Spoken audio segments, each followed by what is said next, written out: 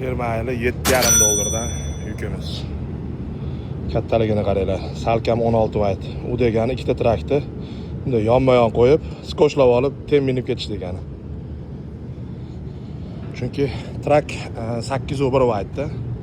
Endi ikkitasi 16.2 bo'ladi, shunaqa ancha kichkina ikkita trakda. Bu yukimizni 1200, pashti 1200 maylli 8,5 dollarga oldik. Ko'pchilik o'sha permayli balandlarni qo'ysak, вообще zo'r deydi, lekin uni qiyinchiligini bilmaydi. Ertalab 7 da kelganman, soat 1 bo'ldi. Hali tugatganim yo'q. 3 ta tarp qildim. 2 ta tarpim yetmadi hozir buni. Pastga o'rab chiqqanman mana qilib. Endi buni hozir qilib olsak, dam olib bemalol Dushanbagacha olib borsak bo'ladi. Shashilishmas, shunisi yaxshi.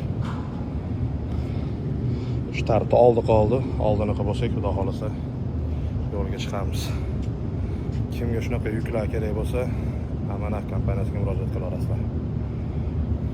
Sog' bo'lasizlar.